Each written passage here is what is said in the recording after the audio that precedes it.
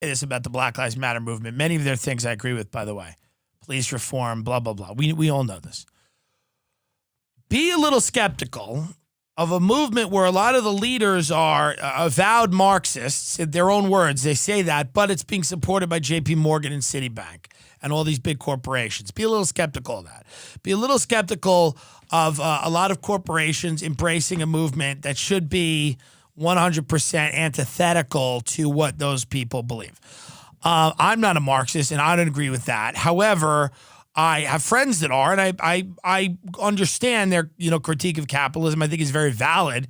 I don't think any of their solutions or the majority of their solutions are valid. But when you start thinking about why corporations are on board with this movement and why Hollywood people are on board with this movement, you start realizing that is this the way to usher people into an even worse police state than the one that we were in before, and a police state where you have massive surveillance technology, big tech, will the police be just new police potentially? I don't know. I mean, this is something to think about, I mean, the idea that any of these corporations or any of these people that have millions and millions and tens of millions or hundreds of millions, billions of dollars are going to adopt some type of, anarcho-communist reality is just not the case. However, who knows where this will go, and who knows where what form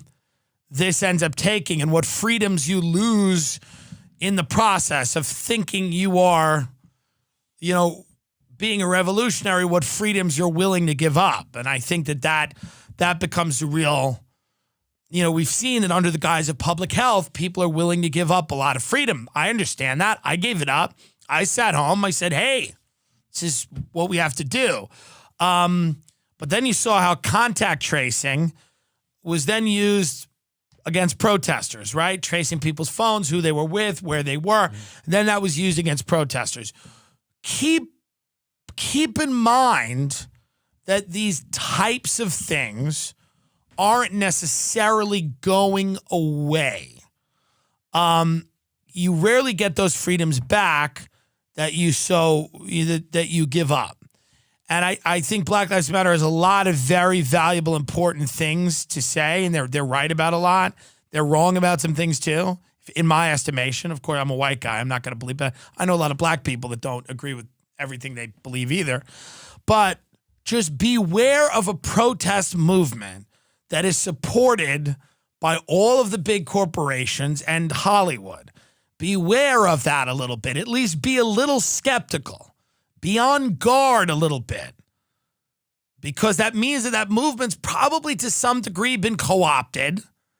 And it's probably going to a place that might not be what the original intenders thought.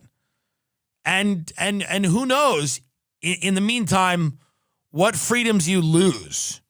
And my interest is in the freedom to speak freely, which I think is on the chopping block. That's going. I hope that's not the case, but it certainly seems like it's the case. And that's important to me. It should be important to you, even if it's not how you make your living. It should be important to you. You should not be fired from your job for expressing an opinion that is unpopular, or that people have decided that Black Lives Matter and JP Morgan Chase have decided is the right opinion to have. And if you have a different opinion, you are fired from your job. That is not a value that I think is American, or, there's no fairness there to me. I'm of course, within reason.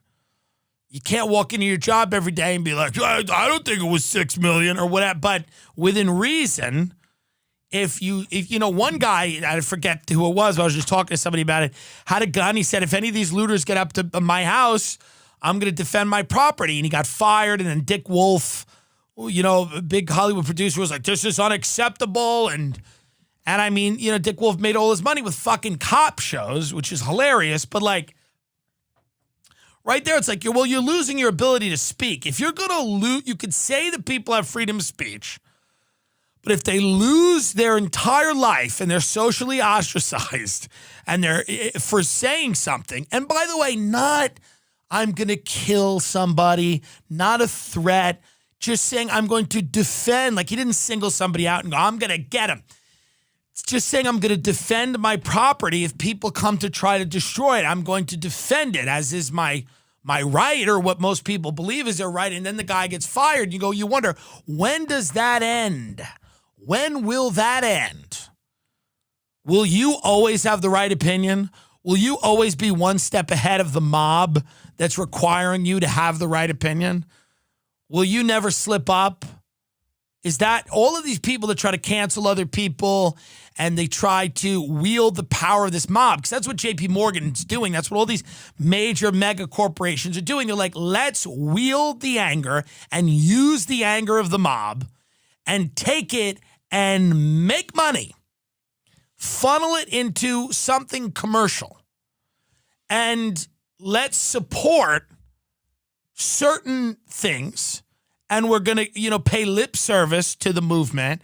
And then at the same time, we're going to figure out a way to brand whatever the hell we're doing and keep our branding consistent with the values of this movement, even though what we're doing might not be in line with what they want,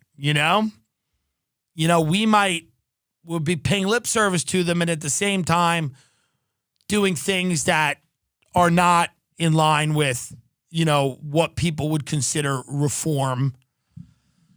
So that's just, you always have to be skeptical. I don't think we live in a time of religious belief where people are really fired up. And some of that is good. Passion is not a bad thing. It's something that's good. It's why it's those surfers found something to be passionate about and had great lives. But, instead of doing that, instead of doing the work to figure out what you are passionate about and where you see yourself, and where a lot of people are just basically like, I am going to just adorn myself with slogans. I don't put BLM, I don't put any of that up because I don't need to put up signs. I put the black square on Instagram up because I thought everybody was doing that. I didn't know what that was. Then we found out 5 minutes later it was like the CIA did it, for whatever reason. But I'm not always putting that stuff out there because, I'm a human being, right? I'm not like a brand. It's like people act like they're Starbucks. Like human beings are acting like there are people that are just putting out stuff every day, almost like they are afraid of, they're like, for far too long. This Ansel Elgort kid, before he got canceled, you look at his Instagram, he's like, I'm spending the day educating myself. I'm spending the day reading and figuring out what I can do.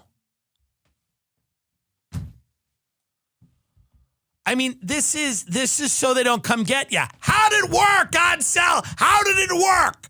Did it not work? As the great Charles Grodin and Clifford said, has something happened? But it's just to quell the mob. You go, I'm spending my day educating myself. I'm going to stop carving swastikas into my arm for the day. And I'm going to start educating myself and figuring out what I can do. And I don't mean any of that because I'm going to the beach, but I'm putting it on social media. Don't come for me, please. Don't. That's what it is. You can do those things. You can just do those things. But there's a weird vibe now where you walk down the street and you see BLM and it's painted on the outside of a business, and it's painted because they don't want to brick through the window. Right. That's why it's painted there. It's just a strange thing. Oh, I have to put these letters on the outside of my business unless something's going to happen. I got to put it out there. And that's odd to me. And that feeling is strange. where like you have to agree to all of these things under the threat of violence, and that's being backed by mega corporations. Something to think about. Doesn't mean the police are not out of control. Does not mean police do not need serious reforms. Doesn't mean you can't take some of their money and put it into things that will decrease inequality. Doesn't mean the elites of this country aren't the real looters, which they are. Doesn't mean they haven't created this situation by, fucking defunding everything and hollowing every institution out and creating a separate economic system and a separate justice system. I mean, all of that is true. All of that is 100% true. But I still feel very uncomfortable with this idea that people can just be fired from their job and lose everything because they express an opinion that is pretty mainstream, which is like, I'm going to defend my property. It's a pretty mainstream opinion. Well, no, Tim, that's not the real issue. The real issue is the elites. Yeah, sure. But if that was you and you lost your fucking job, that would be a real issue to you.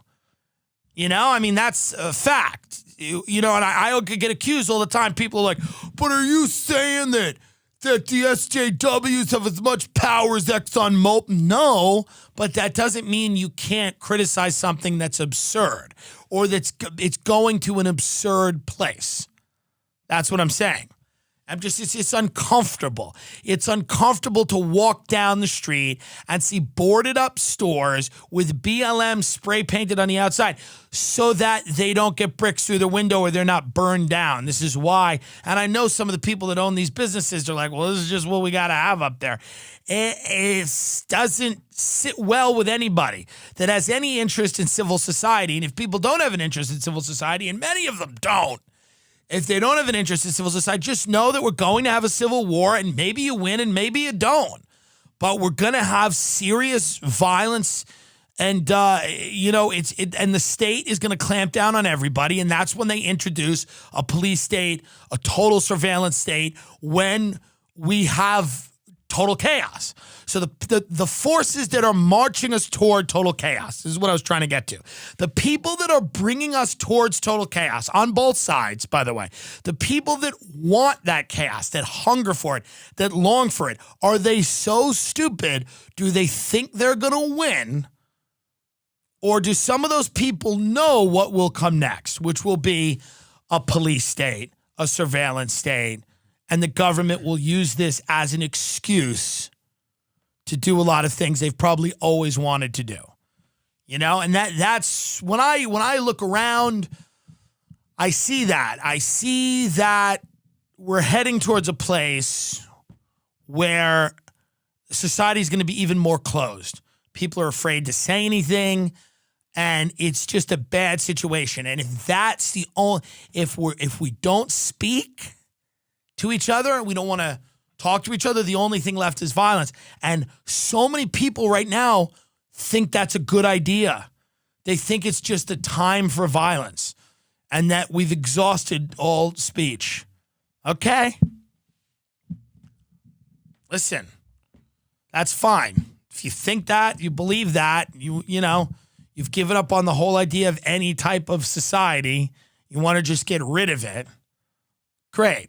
But know what you're doing. Know that there will be a society that will emerge from the ruins of whatever happens, and it will be less free than it is now. Dramatically less free.